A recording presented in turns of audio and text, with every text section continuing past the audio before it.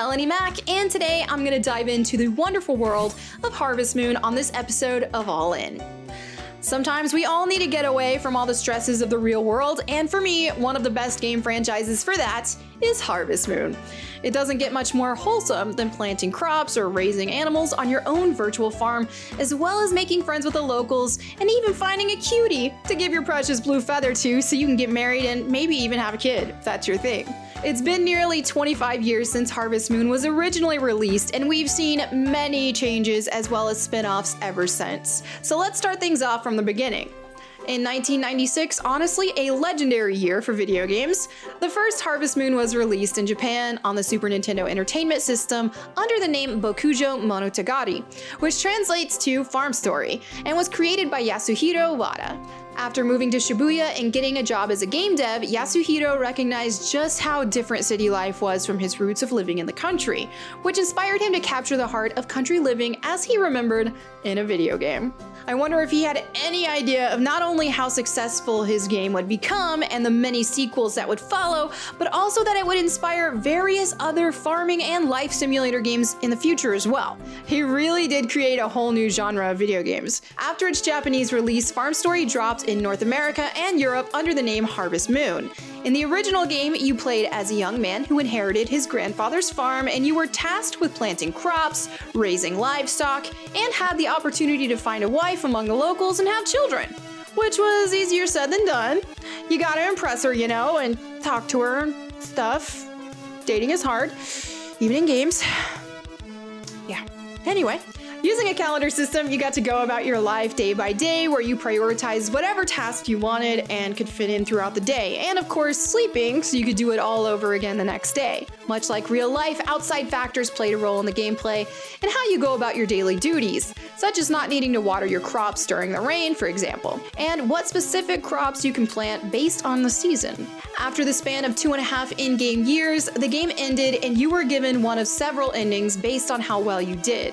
Many sequels have followed the original Harvest Moon, such as Harvest Moon GB on the Game Boy, which later got a Game Boy Color release, as well as 2 other sequels, Harvest Moon 64 on the Nintendo 64, and later on Game Boy Advance, which is where I got my start in the series with Harvest Moon Friends of Mineral Town. The series continued on Nintendo platforms and are still going on to this day, and even PlayStation, mobile, and PC have gotten some Harvest Moon or Story of Seasons love as well. But let's rewind a little bit because there's a huge piece of history here that needs noting.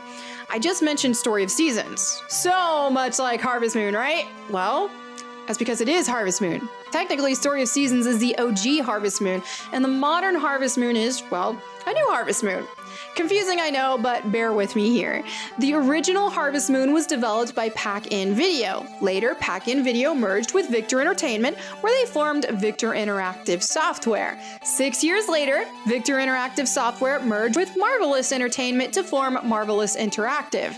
Okay, I know a lot of the developer merging and changing here is confusing, more than Tomb Raider even, but let's keep going. Natsume was the publisher of Harvest Moon and retained the rights to the name, so when Marvelous, technically the original developers of Harvest Moon, split from Natsume in 2014, they changed the name of the series to Story of Seasons. Ever since, Natsume still continued their own Harvest Moon series under different development. So now we have 2 separate Harvest Moon franchises essentially, which honestly means more fun games. Throughout all these years, we have seen tons of changes to the Harvest Moon and Story of Seasons series.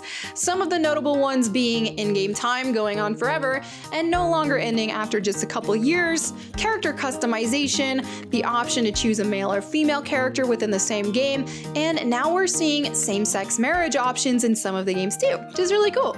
Also, spin-offs. My absolute favorite Harvest Moon spin-off being the Rune Factory series, which started back on the Nintendo DS and is still going on now. Rune Factory games are fantasy-based, where you can fight and capture monsters as well as explore dungeons, in addition to retaining much of the classic Harvest Moon farming mechanics as well. Another one of my favorite spin-offs was Hometown Story on the 3DS, where you got to run your own shop, but sadly that one hasn't gotten any sequels though, but maybe one day.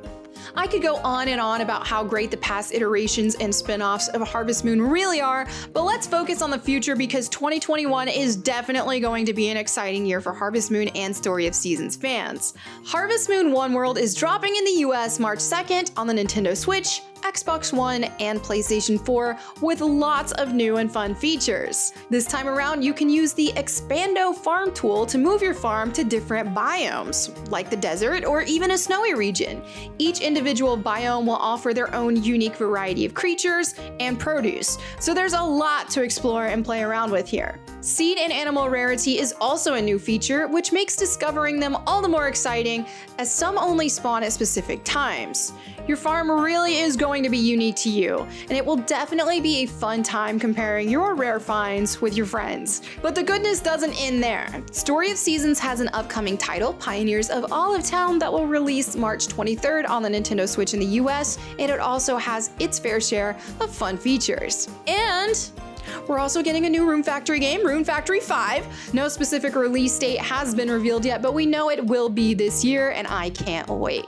And there you have it for this wholesome farm life edition of All In. Thank you all for watching. If you'd like to keep up with me, you can find me on YouTube, Twitch, Instagram, Twitter, and pretty much anywhere else on the internet at Melonie Mac. See you next time.